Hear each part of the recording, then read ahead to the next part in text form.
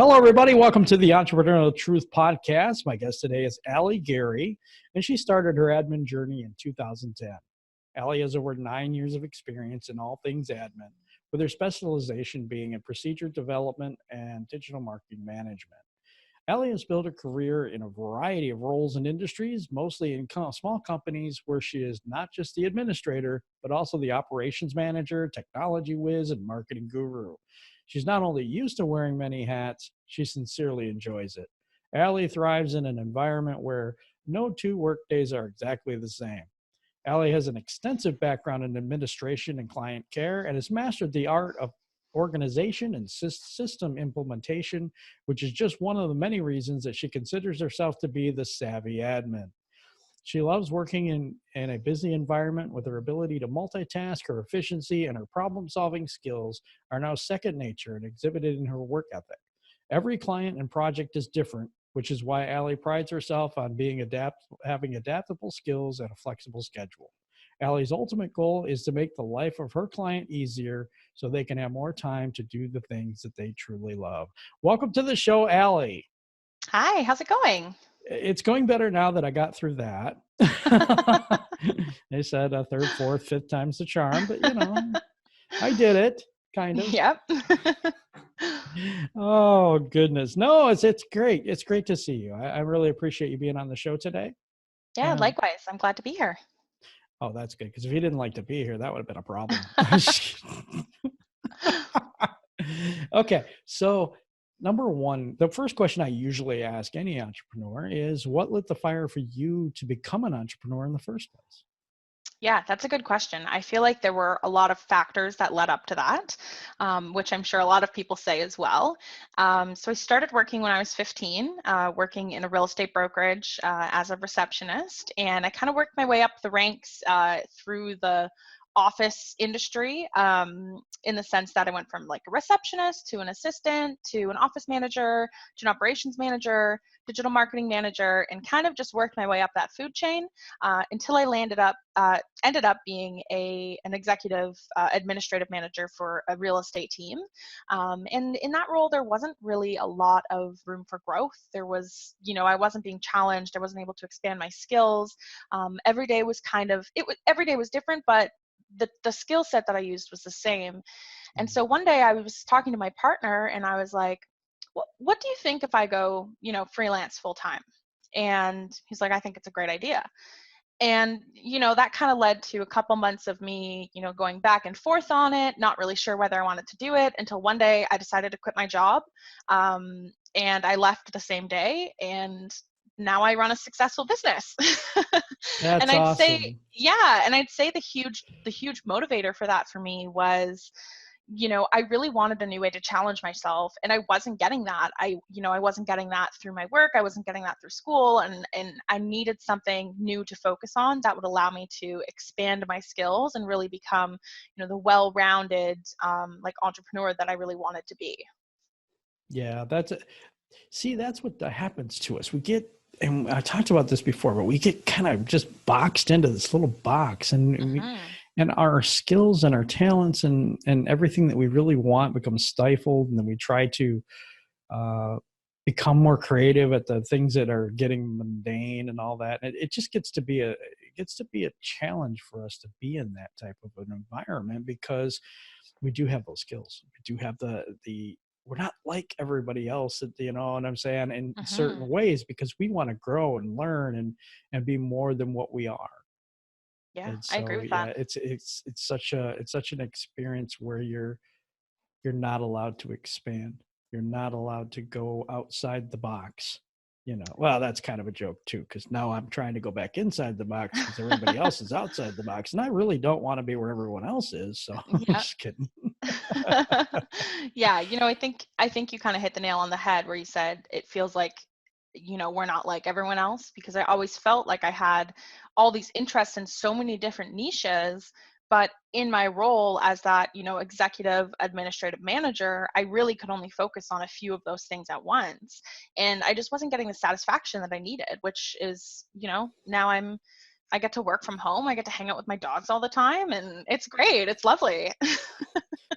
you don't get the fulfillment. I think that's more what it is. And also Hmm. that you get the freedom to be able to create your own schedule and do the things that you want to do kind of when you want to do it. It's not always that way, to be Hmm. honest, but at least you can kind of set aside some time for the things that you really enjoy and things that fulfill you, while you're Hmm. also being able to feed the monster on the inside that, you know, that wants to grow and expand and to be different, you Hmm. know, and just show all the aspects of your, you know, of your personality, pretty much.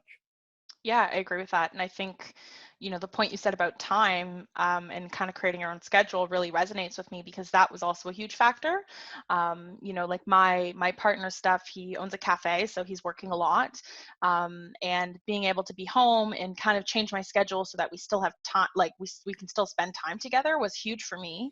And I'm actually also still in college as well. So being able to make time to focus on that was huge. Whereas when I was working in an office, I didn't have that time, and my grades were suffering and my education was suffering, and that doesn't help any aspect of my life. So It yeah, sounds like a setting whole your lot of suffering, actually. it does. Yeah, it was actually a pretty dark time in my life. I really wasn't that happy. Right. Yeah, and I've interviewed a lot of entrepreneurs. I think I'm going on, I can't remember, 76, something like that. And the overwhelming theme is they felt stifled or put down or Hmm. boxed in. And the other thing is that they just wanted to give something to the world instead of just give something to one company. And Hmm. also that they felt like they did not have the time to do the things that they wanted to do and the Yeah, freedom to do the things that they wanted to do. I agree with that. So my next question for you is, what held you back on your entrepreneurial journey, either internal or external, that kind of was stumbling blocks along the way? Yeah, okay, that's a good question. I feel like I also have a really long answer for that one. You can have Um, all the time you need. um, I would say a huge roadblock for me, at least when I was first starting, a factor for me was, well, we didn't have a huge emergency fund saved up. We didn't have, we don't have all this money sitting in the bank that allowed me to quit my job. So a huge thing for me and a hesitation for me was like, what happens if I do this and I don't make any money? So that was more psychological, because at the same time in the back of my head I knew we'd be okay.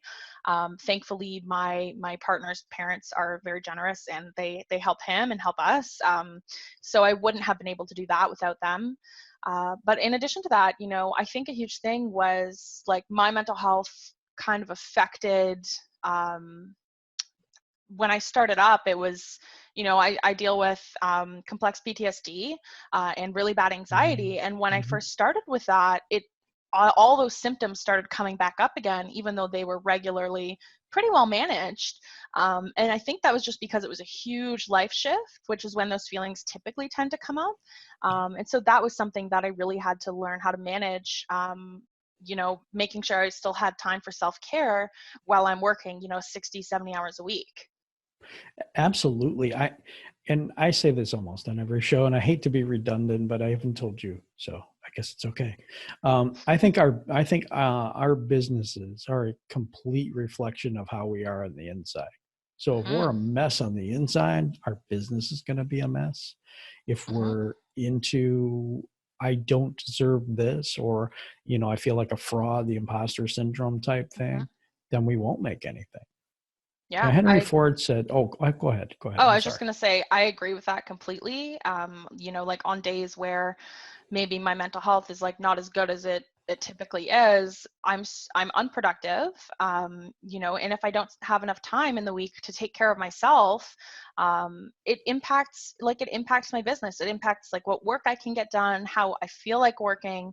So it can really be detrimental if you're not taking care of yourself.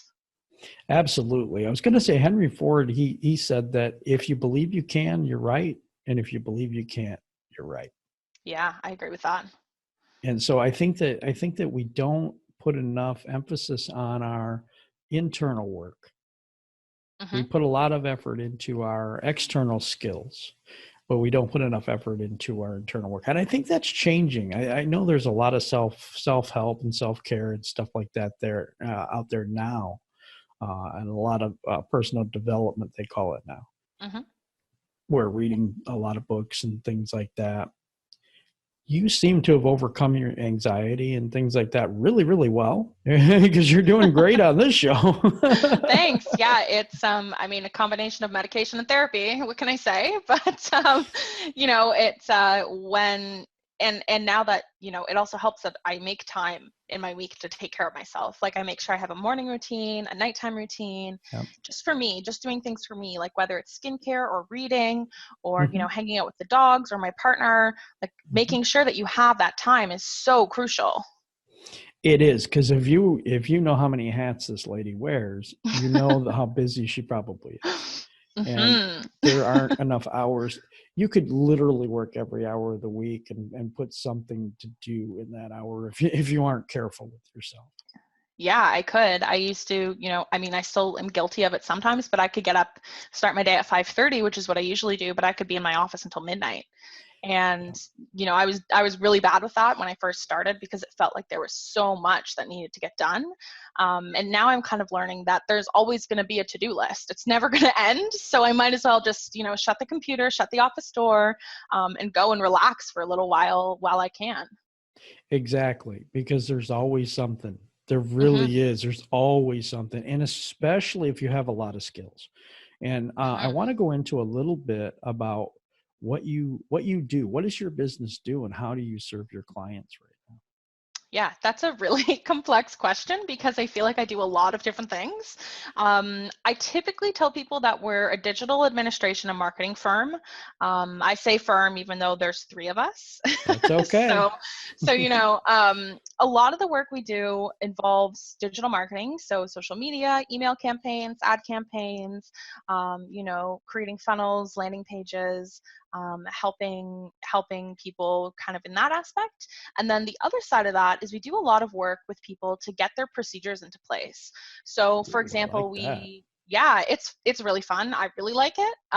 So for example, for a realtor, for example, what I would do is, I'd take their listing process and their sale process and come up with a workflow for them that they can then follow to make sure that they're hitting every single aspect of that client experience. So things like that. It varies business to business, of course, but that's a lot of the work that we do. We also do just like general administrative work. Like if you need a data entry project done, we can do that. If you need some copywriting done, we can also do that. Project management is another big thing that we do as well. I usually tell my clients and potential clients that like we're a one-stop shop, and if we can't do it, we'll find someone who can do it for you. That's cool. No, Yeah. that's cool, because there's a lot of people that have just these specialties, and you got to go here for one thing, there for another thing, there for another thing, and Mhm. it is difficult when you're an entrepreneur to keep track of everything in your head. It really Yeah, is. If it you don't is. have it written down, you're not gonna do very well. Yeah, if I don't write something down or I don't put it into Asana, then it's not going to get done. I use Um, Asana as well. That's yeah, funny. it's great. Yeah. But yeah, I mean, if you don't have a procedure, you're just gonna get lost, and you almost recreate how you do it every single time, because That's you right. don't have a procedure to go and do it. So you're wasting time every single time you do something. That's right. And that's, that kind of plays into like something I typically tell people who are interested in working with me is that when you have that procedure in place, you can then take that and you can outsource that to someone else. And then you get that time back for like the rest of your career. Yeah, because once you have SOP, standard operating procedures, Hmm. you can hand that off to a VA or someone else that can take that on. And now it's like McDonald's in a way. They made their systems so easy for everyone to follow Hmm. that they could hire anybody to do it. And that way, they could duplicate their restaurants and franchise. That's exactly right. And that's something I try and explain to people a lot of the time when they ask me, well, where is the value in building those procedures? It's, the value is in the fact that you can hand that off to someone else and you could go focus on things that make your business money. Yeah. Focus on the sales aspect, focus on getting more clients, or whatever it is that you Hmm. do. But we typically bog ourselves down in the minutia of every little detail because there's an internal fear of rejection or something that's going to happen that's wrong. So we go around and we do everything else that does not make us money. Yeah. Have you seen that before with your clients? I have. A lot of the time what I have to tell them is, if you're self-employed, if you're an entrepreneur or a business owner, like, you're in sales. And a lot of people don't want to consider it that way, but that's what you're doing. You're trying to bring money in for your business, right? And so you can pay Yes. yourself, you can pay, contractors or employees. Mm-hmm. But I do see that a lot of the time. I have a few clients who I'm trying to kind of hold their hand and guide them away from that, just because they sometimes want to focus on all the small stuff, like, oh, hey, I'm looking for potential blog articles right now. And I'm like, why are you doing that? That's my job. It's Exactly. go focus on finding new clients, host an open house, pick up new clients, or start talking to your leads, depending on what the business is. There's always something sales related you could be doing and really like rainmaking for the business. So stop focusing on the small things. Exactly. Or micromanaging the small things. That's Well. another one. It is. What is It the is. biggest transition you see in your clients after working with you? Yeah, I think the biggest thing that I see, or I have seen up to this point, is that they regain a lot of their time and they can really go back to focusing on the thing in their business that got them started in the first place. So maybe, for example, I've worked with a therapist and she was getting bogged down with all the administrative work. And she really wanted to get back to having more clients with her, but she didn't have the time. And so when I start taking those things off her plate, she can then start to go out and get new clients and go back to the thing that she really loves, which, is helping people. Absolutely. And the other thing is, though, when I was thinking about that, I was also thinking that you'll probably do it more professionally than they do. And more efficiently. Yeah. Because the thing is, like, I try to be as efficient as possible. I'm not out there to take forever to do a task just so I can bill a certain amount of hours. I want it to be efficient and I want it to get done so that it's off their plate and they can stop thinking about it. And because these are things I do every single day, day in and day out, I can usually do them quicker than, what the actual business owner can do that. Well, quicker. Also, you have an ability, I would imagine, because I know the space, to be able to put it together in a way that's going to be very, very, very much better worded. I was trying to find a better phrase for that, but much better worded, much better message, much better, like putting things in order, chronologically for them, rather than them trying to do it. And I hate to say this, but a lot of entrepreneurs are not writers. Yes, that's Just very aren't. true. That's true. And I'm one of those people. That's why I have a copywriter on my teams, because Yeah. I can write, but I don't want to. And so because of that, I'm not very good at it. Right. Outsource the things you suck at. It Yeah, just is, that's right. it's the way it is, because you have to focus on the things that you're good at and that brought you here in the first place. Mm-hmm. But I when agree you with get that. into it and you start wearing the hat of the copywriter and everybody else, I know what my message is. No, you really don't. Or Yeah. you don't know how to express it as well as you think you do. Yeah, I agree with that 100%. I think that that's a major misstep for a lot of entrepreneurs, is they don't realize what a couple words here and there can do, how it can Yeah. trigger somebody else in the audience and their avatar. Oh wait, that's my message. See, you see what I mean? Wait, I resonate with that just because of something written a certain way. Mm-hmm. I agree 100%. And that's, I did a blog series in January that was all about copywriting for different businesses and how it can help. And that was a huge part of that, actually. Oh yeah. And so I'm going to ask this question: what is the major problems that you see in most entrepreneurs that come to you? What is the problems that the ones that kind of keep coming up? Yeah, I think a lot of business owners, and myself included, actually, have so many ideas they don't know where to put them, what to do with them, or how to prioritize them. And some of those ideas might not be great, but some may be really, really good.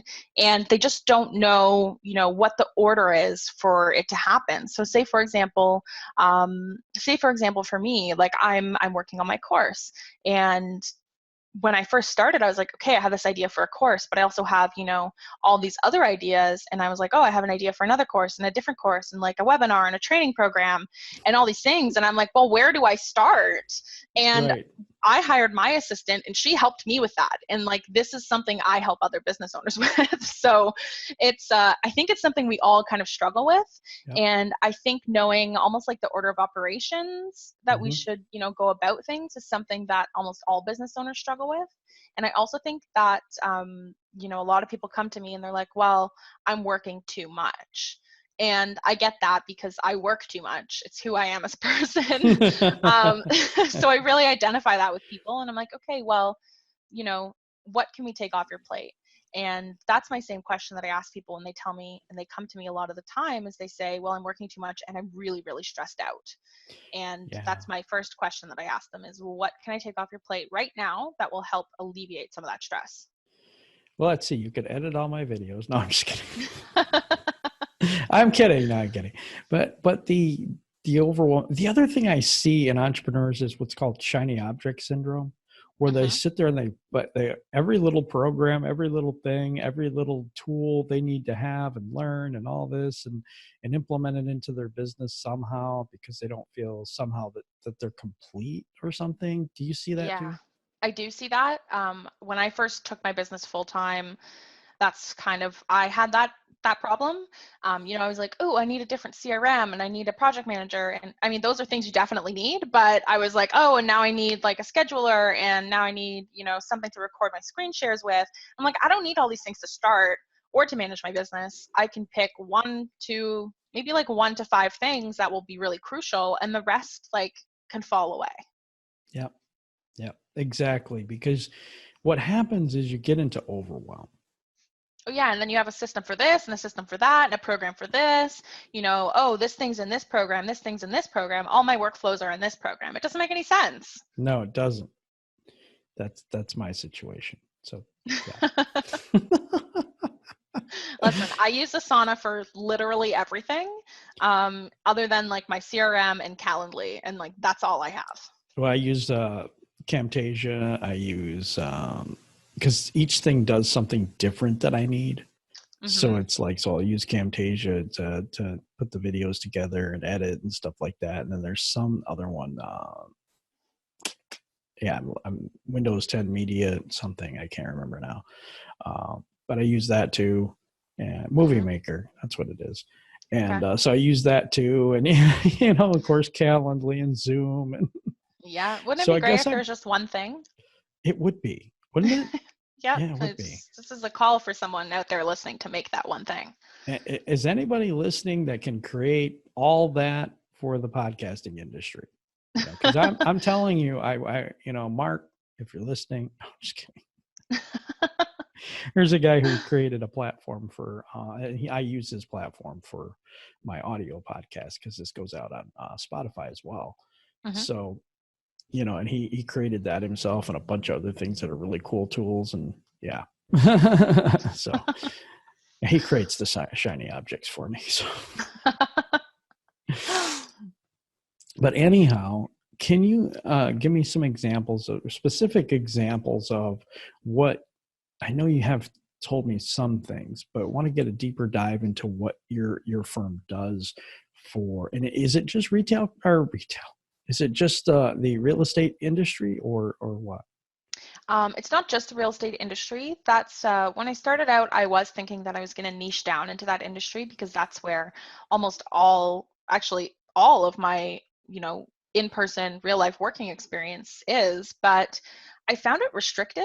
So I work with mostly service-based businesses. I have worked with a few product-based businesses like skincare companies or clothing companies, but I'd say mostly my passion is service-based businesses because I am one and I can really relate to their struggles and what they need. So I do work for anything from realtors to digital marketing agencies to I'm working with like a tutoring company right now. Oh, cool. Yeah, coaches, anything service-based, like I take on. And the reason for that is I find when I have all these different industries that I'm working in, it allows me to branch out on my skills and learn new things, which I can then take to other projects that I'm working on. That sounds good. Okay, so we talked a little bit about SOP. We talked a little bit about what standing operating procedures, Asana, and the different aspects of that. Can you go into some other areas that you service your clients and what you do specifically for them? Yeah, so for example, I'm working with a digital marketing agency right now, and I'm in a project management quality control role. So I'm managing a team of freelancers that they have that produce their video content, that write blog articles, that create social media copy, and I assign all the work to them. And I manage that work as well. So I check in with them to see how it's going. Once the work comes back, I can then assign it to the next person that needs to work on it. It's really varies client to client. Like I wish I had, oh, here's a list of everything that I can do. But if someone comes to me and is like, oh, I have this project, I'm like, okay, well, I can do this, this, this, and this, and I can learn the other thing. So it's I find I really vary in what I do for people just because every business is so different. But I can give you a few other examples. So for example, for realtors, what I do is a lot of the time I develop those listing and sales workflows, lead workflows, do a lot of ad campaigns for them, do data pulls of everyone that lives on a certain street, for example. Well, I have my assistant do those ones, but and yeah, it varies a lot. So I don't just have like, here's a standard list of services that you can just pick and choose from. It's, well, what are your I typically try to focus on like, what are your challenges, where are you bottlenecking, like what are your roadblocks, and we come up with what services I can provide based on that.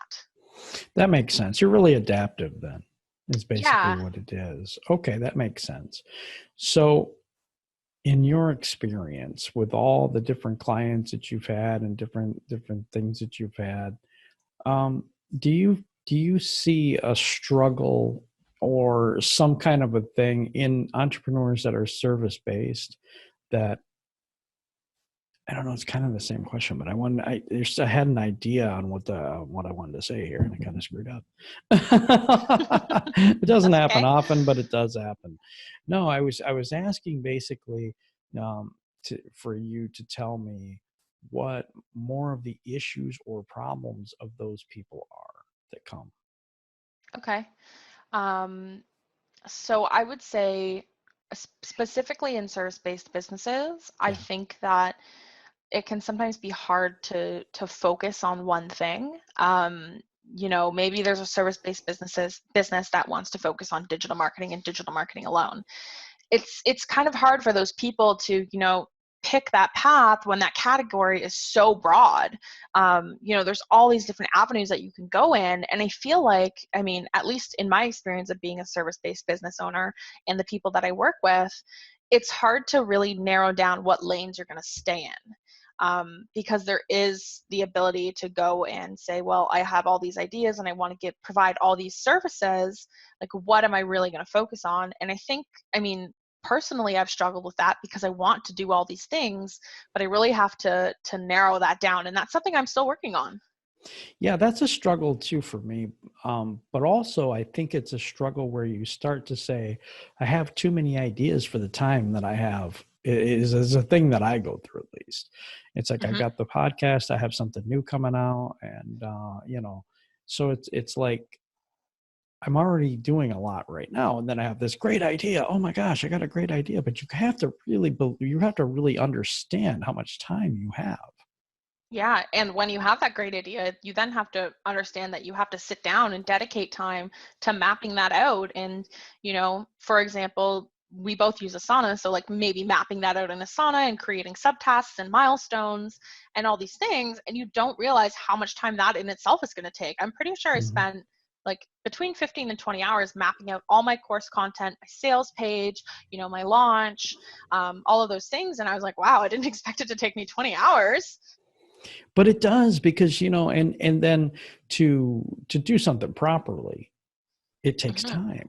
And so It if you're going to does. do something like I'm doing right now, if you do something like, podcasting, and you say, oh, I want to do this too, just adding it to a new platform, which we did recently, it took me, I can't remember how many hours to upload all of those and change titles and do all that Mm-hmm. stuff for the new platform where it was audio only, Yeah. It and takes a how long time. long that took to catch up.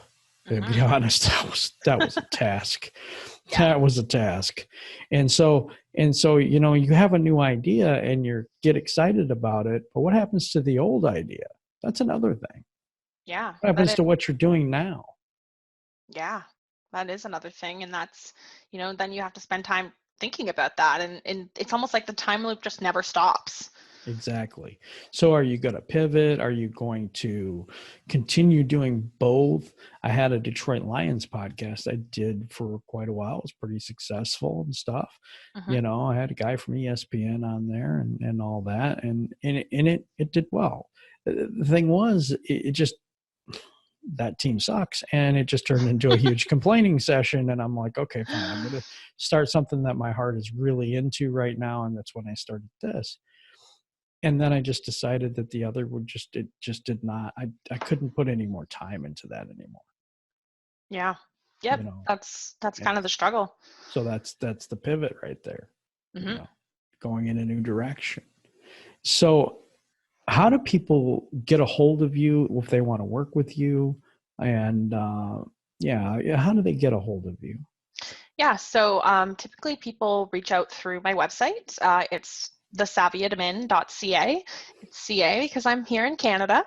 All right. um, or they can send me an email. My email's Allie, ALLIE, at thesavvyadmin.ca. And I'm happy to talk to anyone. We can hop on, a Zoom call or a phone call, and we can just chat. I'm always happy to just talk to people, whether it's, people inquiring about services or people who are considering starting a business but don't know where to start.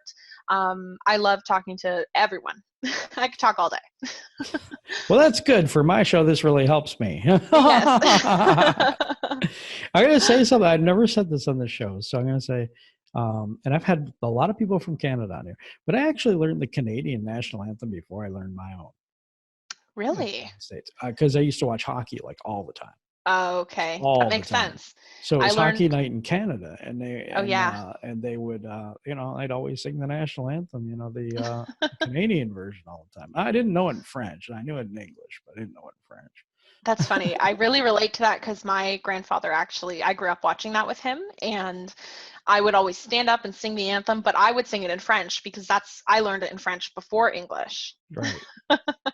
Yeah. See that now I didn't. I took 4 years of French, but I don't use it any longer. So it's kind of dead to me, but whatever. But that is kind of cool though. It's a little known fact, I guess. So, oh man, it's been a great conversation. Let me tell you, or have you do this. I want you to speak to your client and just tell them what you offer, what you can do for them, and I'll just give you the floor. Okay, yeah. So if you're listening and you're curious about, how we can help you, what I typically tell people is we are really passionate about helping people in service-based industries. We really want you to get back to doing what you love the most and generating revenue for your business so that you can grow, and so that you have that money to grow. And then we also, a thing for me is what I pride myself on is like my ultimate goal is to make, as you mentioned in the intro, is to make the life of my client easier. So whatever that is, we'll take it on. We'll handle it. Like, don't worry about it. And if you find you're getting bogged down by things or you're really stressed day in and day out, like call me, we'll, email me, we'll chat. We can come up with, I can give you a proposal of how I would tackle your situation. And I guess the one thing I really want people to know is that I'm really, really passionate about what I do. I really love what I do, and I feel like that really translates into my work ethic and into the results that I get for my clients. I agree with that. I can see you have a heart for people and a heart for your clients and the people that you work with. And, and it seems like you're just, you really are in your passion, and you can tell because you light up when you talk about it. So it's I feel really that cool. way. Yeah, I feel that way. I actually, I changed my college degree because I love what I do so much. Oh, that's cool. Mm-hmm. One more thing before we go. I want you to talk to the people, not just clients, but anybody who's starting a business, and speak from your heart and tell them that the advice you would give a starting entrepreneur, trying to avoid the pitfalls of what you see out there. Yeah, so I think what I would say is when you're starting or considering, thinking about starting, start before you're ready. You're never going to feel ready to do it. I didn't, and I just did it anyway. And it's easier said than done. It's really hard. And I guess it's important for people to know that being an entrepreneur is really hard. It's a lot of work. It's not just, you get to set your own schedule and have fun and make money. It doesn't work that way. It's a lot of work. So be prepared for that. And I think one of the main things that I like to tell people who are starting their own business or who have just started, make sure that you make time for yourself. It is so important, because if you don't do that, your mental health is going to suffer, and it's going to impact not only your business, but every aspect of your life, your relationships, your mood, obviously, and it's going to impact everything. It's like a ripple effect. It is. I really appreciate you being on today. And everybody, if you could click the subscribe button and ring the bell and put a comment and hit the thumbs up. God, it's a workout, isn't it? I really appreciate it. I appreciate you being on the show today, Allie. And everybody, have a great day.